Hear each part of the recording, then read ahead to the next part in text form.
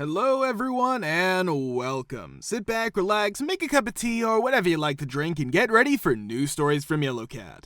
Send your own favorite stories in the comments below and maybe they'll be in our new video. So subscribe to the channel if you're not subscribed yet. Let's get started. How quickly did you witness a coworker being fired? Part 5.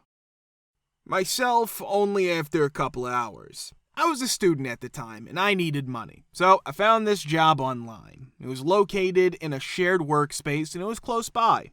IT/data entry was the job description that was provided.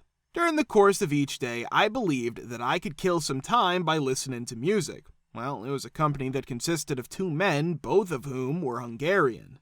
They had some sort of customer data for a company that served an entire country, which could be Hungary or some Eastern European country, and their objective was to enter all of that information, such as names, phone numbers, IPs, modem serials, package, and so on, into a server that would then generate network diagrams and configuration. Although it was simple, there were approximately 7 million records, and their plan was to continue entering each record into a software application that featured a web form one at a time while reading from a number of Excel sheets.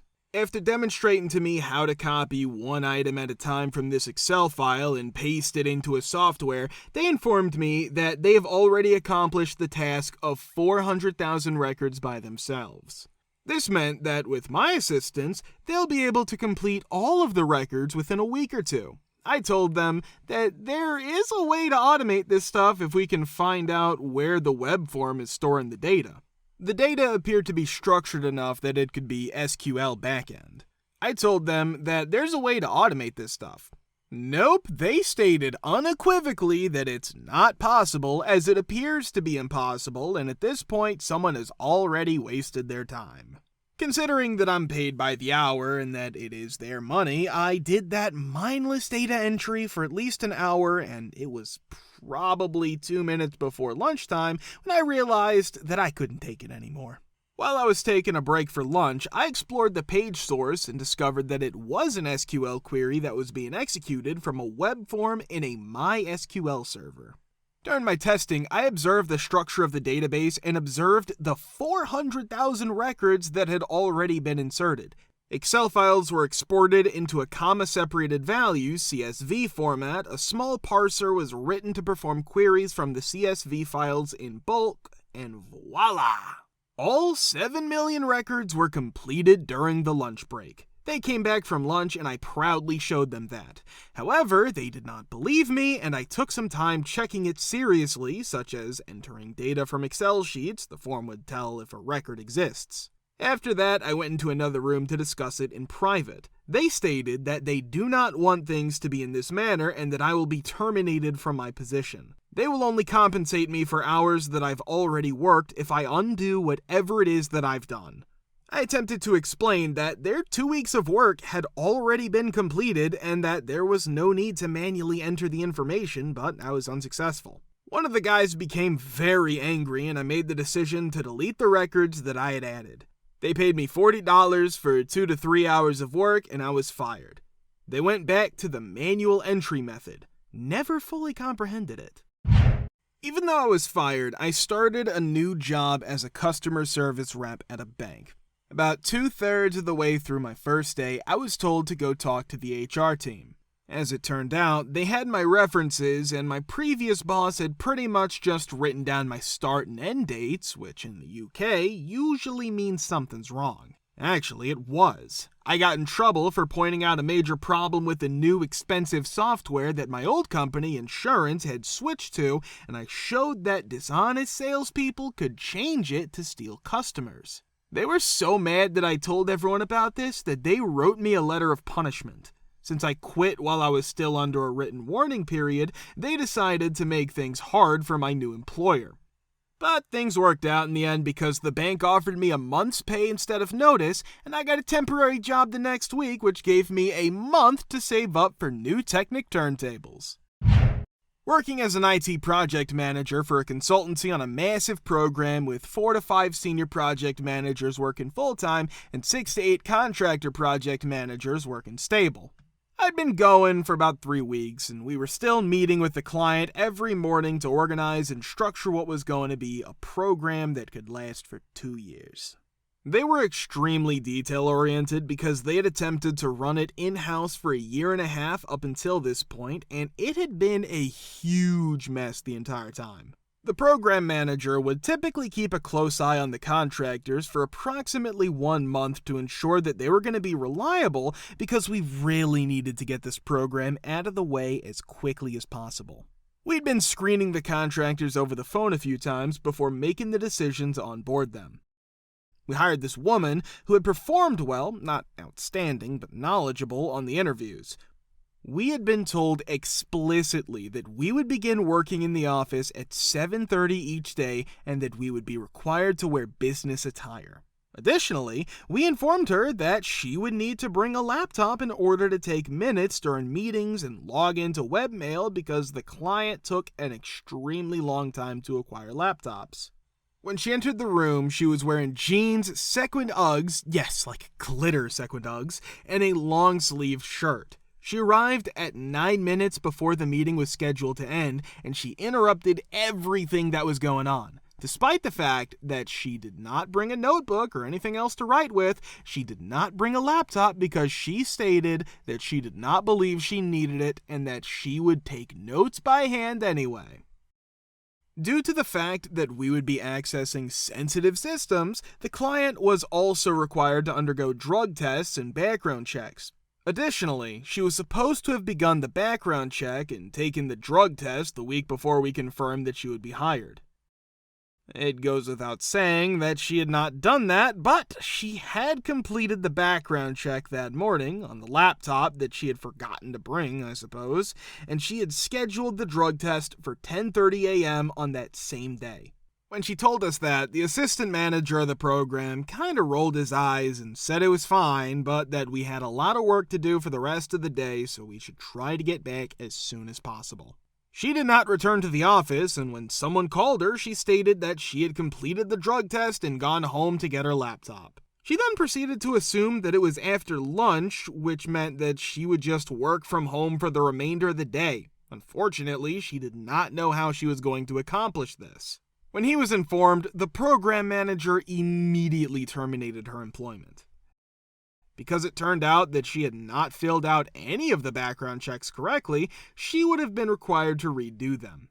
As a result, she ended up sending a lengthy email to the client lead, me, because I had been coordinating with her the week before, the program manager, and the hiring agency that we had worked through in order to bring on the contractors. She called us unprofessional and unprepared, and for some reason, she decided to try to slam the program manager, saying that he was a snob from New York and that he'd been complaining about how he could not stand to have more pizza for lunch. The client typically bought us lunch during longer meetings because we were in the Midwest. These statements were made because she was in the middle of the United States.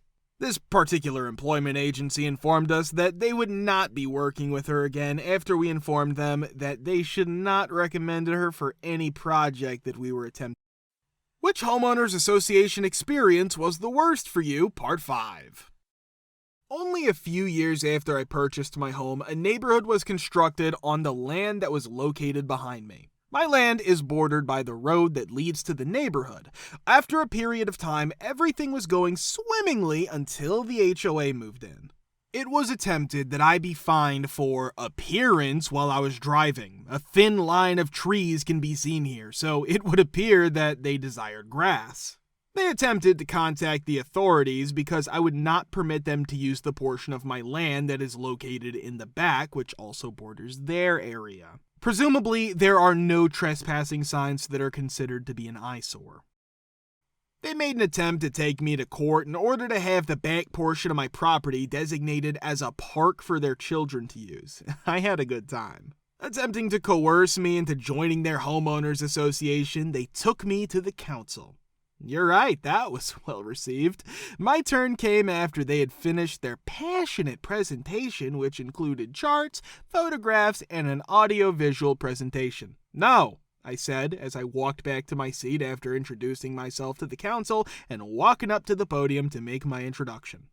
There are still times when I receive letters from them, and when I do, I place them back in the president's box with the word "No" written in Sharpie on the back of each one. Despite the fact that the HOA does a lot of good for that neighborhood, I never asked to be involved in something.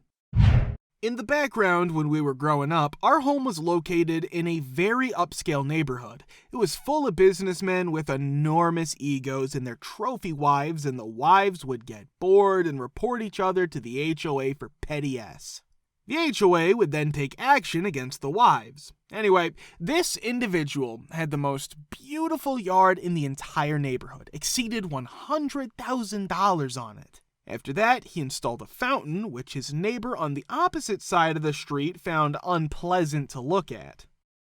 The long and short of it is that after 2 years of legal battles over this fountain, it finally came to an end when a meeting of the homeowners association turned into a fist fight in the middle of the street. Because it had gotten so out of hand, the guy gave in and conceded. The best part is that he gave the fountain to a man who lived on the very edge of our neighborhood, but who was technically outside of the HOA subdivision. If you were to drive into our neighborhood, you would almost have to scrape the thing with your mirror. This is a beautiful form of justice. You can think of a co-op as something that is comparable to a homeowners association HOA for people who rent. In this type of arrangement, everyone's required to take turns volunteering for certain tasks around the property, and in exchange you receive a reduced rent. In any case, my former neighbor discovered in some documents, I believe it was a lease agreement from the co-op, that our rent was also supposed to be used to pay for our heating gas. This was in Ontario, Canada, by the way. We were all presented with natural gas bills on a monthly basis, which were actually sent by the utility company, and we were required to pay these bills out of our own personal funds. This neighbor, who was a detective, got in touch with someone at the utility company, and they confirmed that all of the gas usage from all of our units was billed directly to the co-op. They also found it strange that there was a second bill for all of the addresses that comprised this co-op. An affidavit confirming these findings was signed by the representative from the utility company, which was obtained by the neighbor. Due to the fact that the neighbor discovered additional information, they informed me that the board members of the cooperative were keeping the money that was supposed to be used to pay our gas bills into their own pockets. They were paying off someone at the utility company to generate the bills, and they had them linked in their system in some way so that the bills that were going to the individual renters would be applied against the total bill that was given to the co-op. This left the board members with the responsibility of deciding how to handle the gas portion of our rents as they deemed appropriate. To address this matter, the neighbor convened a meeting of the cooperative at which she also presented a witness from the utility company as well as all of the documents that supported her findings. Someone who is a self-righteous P and a C of a man stands up at the very beginning of the meeting and says, "I would like to propose a vote to not have the witness speak at this meeting." The meeting was attended by a relatively small number, which resulted in a speedy vote that went in their favor. Everyone who was receiving a portion of this money came up with a variety of sleazy strategies to silence my neighbor, and as a result, we essentially wasted all of our time by being present at that location. The subsequent events came as a complete surprise to me as well. It was revealed that my neighbor was acquainted with a journalist. She then delegated the case to him to handle. Following the collection of evidence from the utility company, the journalist conducted his own investigation, during which he first interviewed my neighbor and thereafter interviewed me. The story received a great deal of coverage in the media, which brought it to the attention of both the people living in the area and the authorities who were responsible for maintaining order. As the pressure from the public increased and the possibility of a comprehensive investigation by the police loomed, the members of the cooperative board were compelled to get together once more. This time around, the members of the cooperative were more knowledgeable and more determined to discover the truth. An additional board member, who was irritated by the actions of a conceited individual who was attempting to silence my neighbor, made the decision to come forward and speak out about the corrupt practices. This was a dramatic turn of events. In addition to providing additional evidence of the embezzlement scheme, this board member demonstrated that my neighbor's findings were accurate. The board of directors of the cooperative had no choice but to work together with law enforcement in light of the mounting public outrage and the overwhelming evidence. An exhaustive investigation was initiated by the police, which ultimately resulted in the arrest of those individuals who were involved in the fraudulent activities. Last but not least, justice was carried out. For their actions, those responsible were held accountable, and they were also held legally responsible for the embezzlement and fraud that they committed. The cooperative went through a significant reorganization in order to guarantee transparency and to forestall the occurrence of incidents of a similar nature in the future. If you want to watch the part 4, click the link here. Thank you for subscribing, the likes, and comments. We're very happy to see you all in the comments too. Thanks for your support.